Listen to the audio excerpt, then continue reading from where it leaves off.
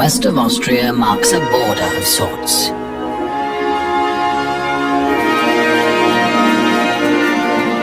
Looking east, the icy peaks of Tyrol spread to the horizon.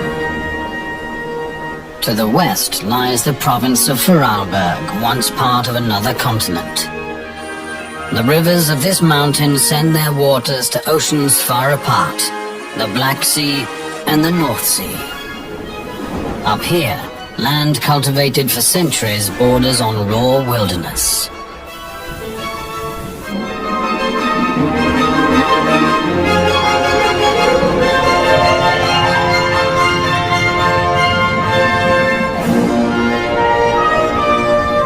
Today, visitors from many countries mix on the ARLBERG's powdery slopes. But for the locals, the ARLBERG has been a border between contrasting ancient dialects since tribal days, of the hidden beauties of their land. Our knowledge that the ARLBERG is really a hidden paradise.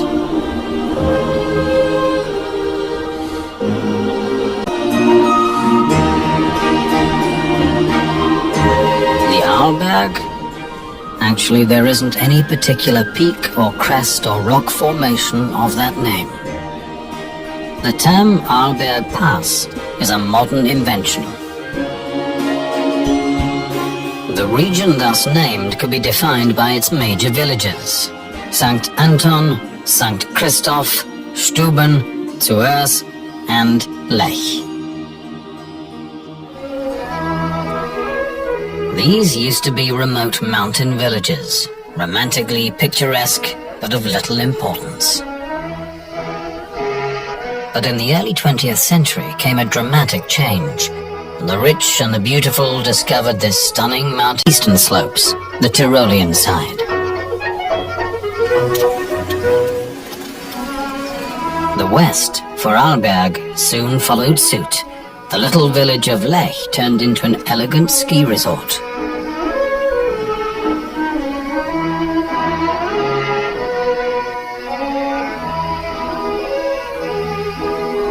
The region's first skiing school was founded, making the ARLBERG the cradle of alpine skiing.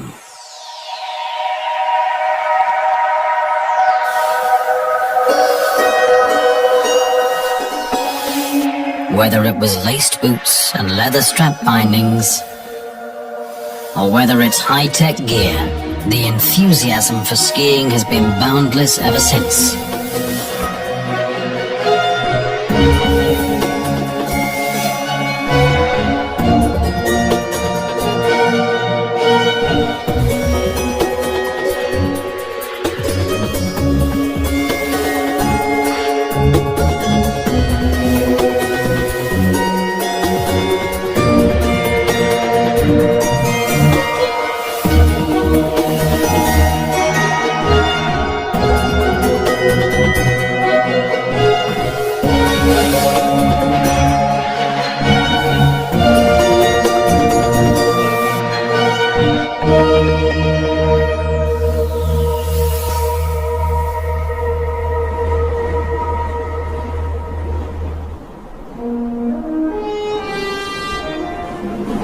But it's not just two-legged creatures on one or two boards who occupy these slopes.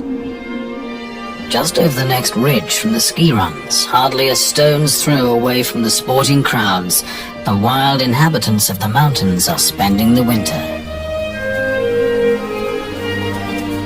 Sheer rocks are not for skiers. They're the domain of chamois and ibex.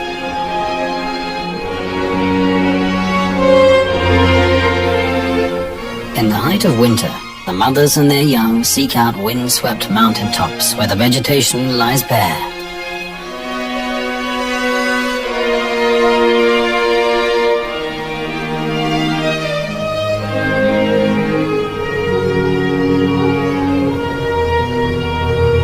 In this season, the bucks come to join the flocks of females.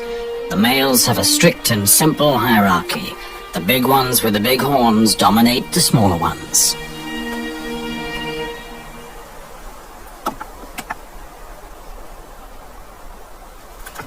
Such sparring among the bucks isn't serious. Their hierarchy has been established long ago. back in summer.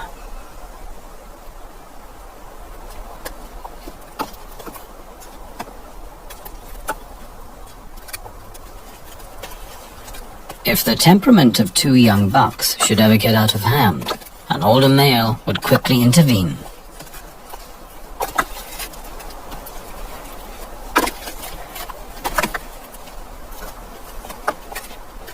In the cold weather, with sparse food resources, the entire herd would suffer if the males wasted their energy with infighting.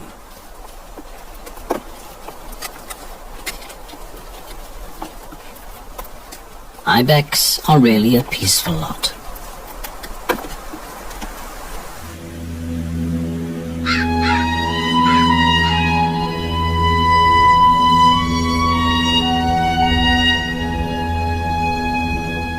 In terms of climate and weather, the ARLBERG is in an exposed position.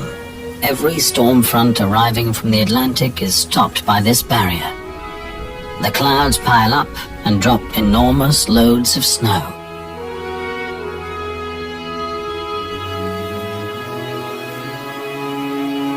Eurasian siskin spend the cold months in large flocks. Along the timber line they find tree seeds all winter long. Red deer herds prefer sheltered valleys to escape the onslaught of snow.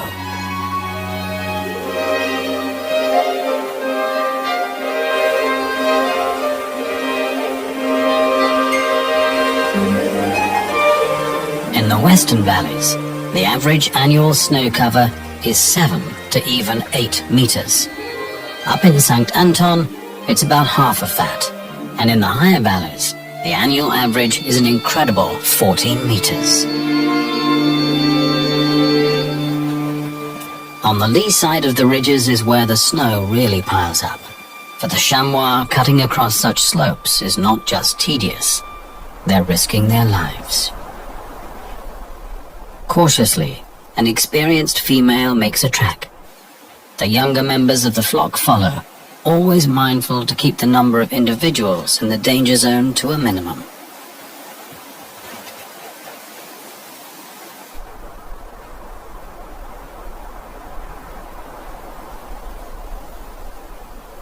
The mother with the smallest kids goes last.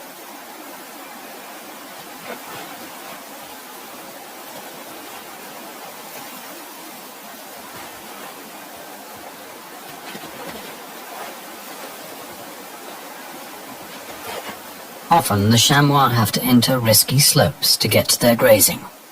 In the old days, mountain farmers took the same risk to get hay for their livestock. Mit weißem Pelz überzieht der Winter die Landschaft. It's the snow that enables the farmers to get the hay on which their livestock depends. Ohne Heu keine Viehzucht.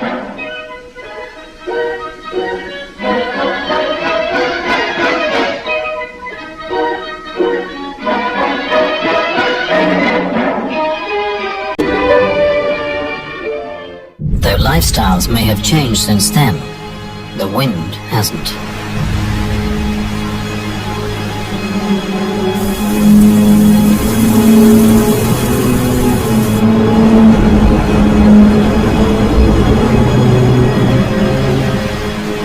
When storm gusts whirl up the snow, they pulverize the brittle snow crystals. The wind blows the snow over long distances, creating a new landscape.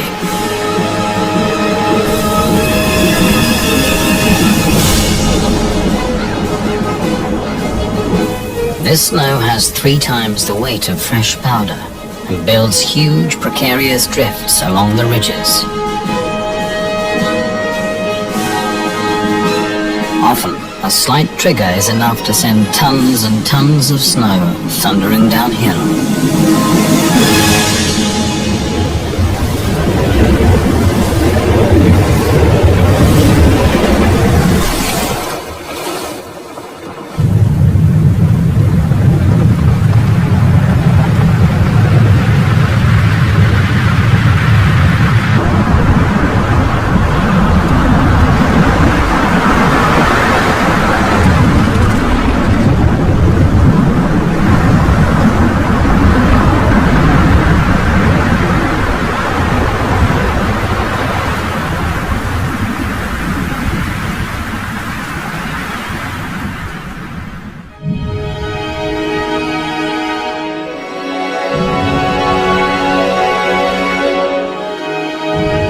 People of the ARLBERG have always had to live with the forces of nature. Since the late 19th century, structures like this gallery have offered protection against avalanches, but such measures have often proved insufficient.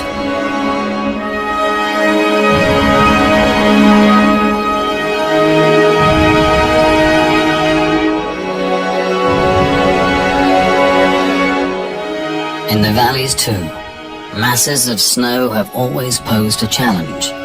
In the past, elbow grease was the only remedy. Later, heavy machinery did the job.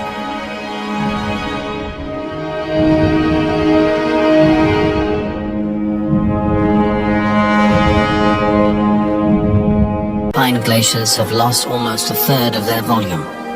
The end of this trend is not in sight.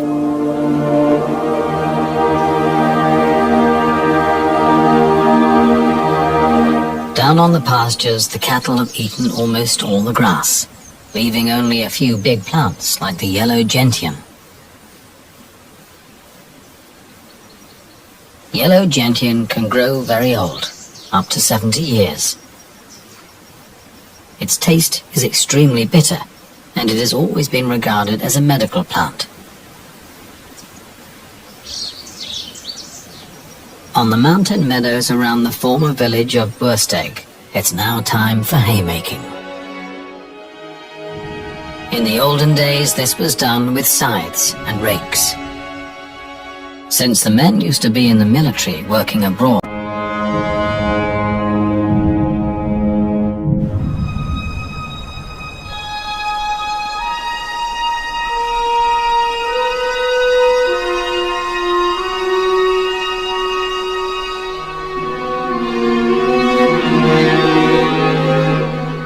there are years when summer seems endless.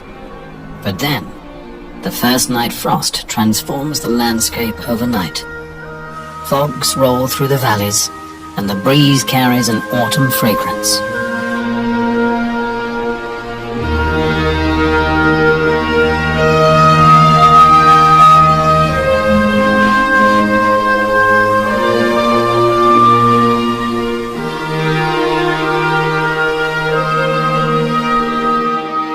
Bright yellow of the woodland contrasts the deep blue of the sky, accentuated by the neon red of rowan berries.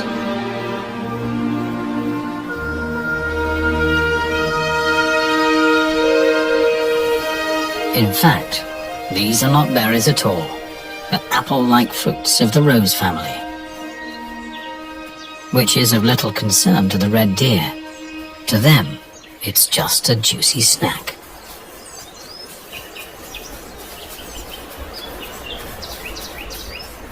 Before the winter, anything that's nourishing is welcome. The fruit of the rowan tree contains lots of sugar.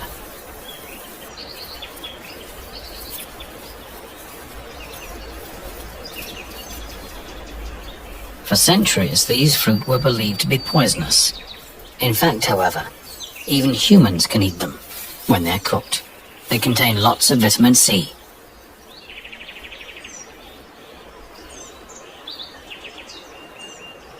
Not only ungulates like red and roe deer appreciate these red fruits.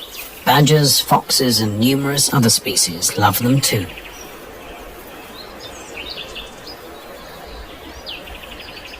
Rowan trees grow along small streams as well as the timberline. Most of the trees are high, too high to reach for most animals.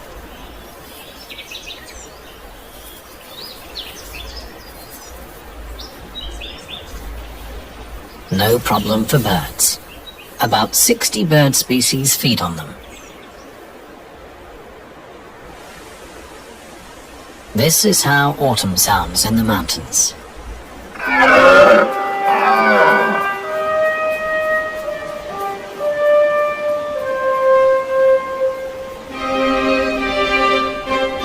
All day long, the rotting calls of stags echoes from the slopes. The roar is more than just a threat to male rivals. From a male's voice, females can discern the strength and health of a stag. The deeper the voice, the greater the attraction.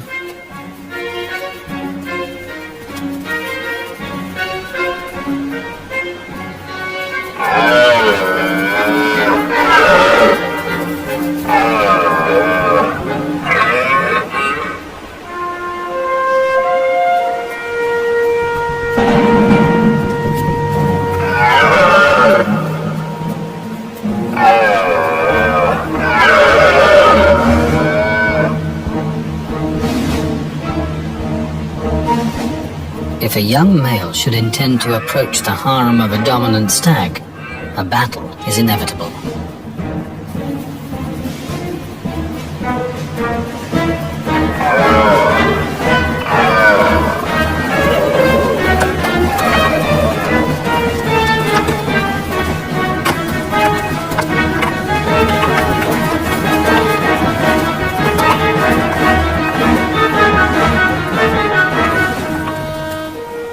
The rut can last several weeks. For the dominant stags, this is the most stressful time of the year.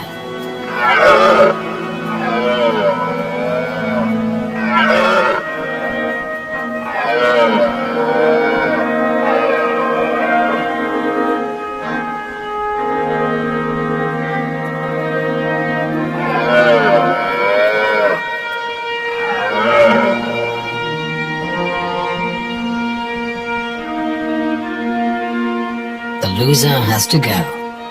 If he survives the winter, he can have another try next year.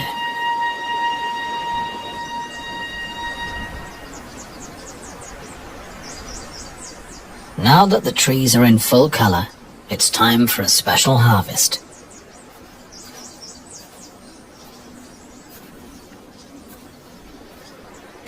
For decades, this gentian plant has withstood all sorts of troubles. Now it will serve a noble cause.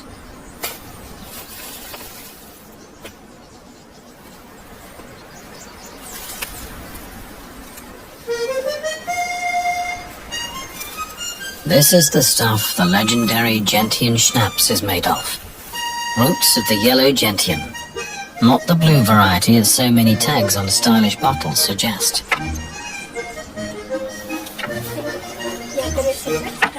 The roots are cleaned with a brush, very carefully. Even the slightest remnant of dirt would spoil the work of many days. The clean roots are chopped up.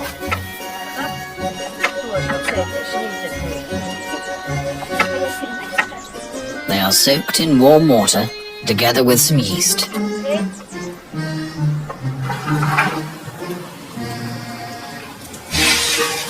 After 3 weeks of fermentation, the mash is ready. It is poured into a retort pot. The so-called bird's beak is placed on top.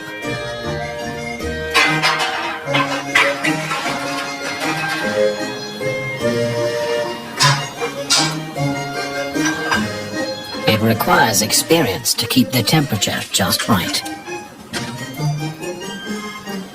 Just at the right moment, the still has to be cooled down.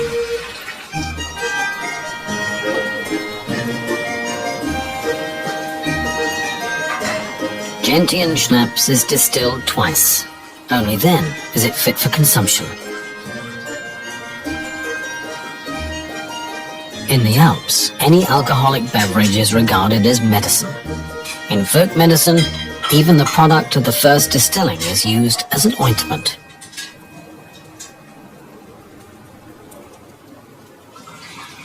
The end product, the schnapps, is recommended after physical exertion or general weakness, and after a good meal.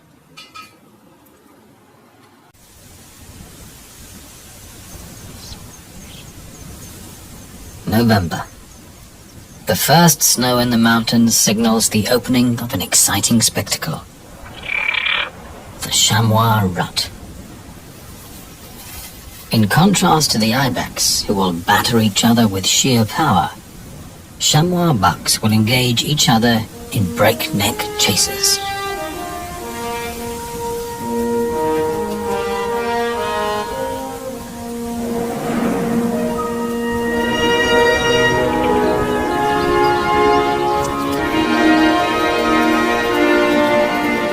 The stage is the roughest of terrains.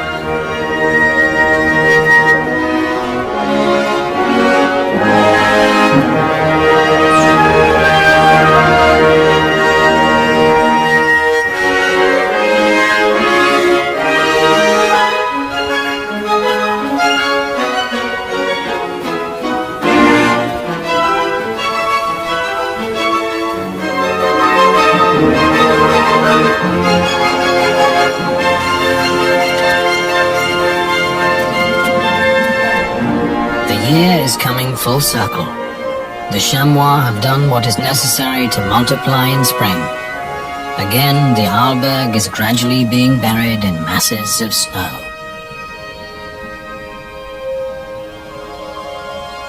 The animals are withdrawn to quiet valleys and rocky crags, and soon the crowds of two-legged winter guests will be back.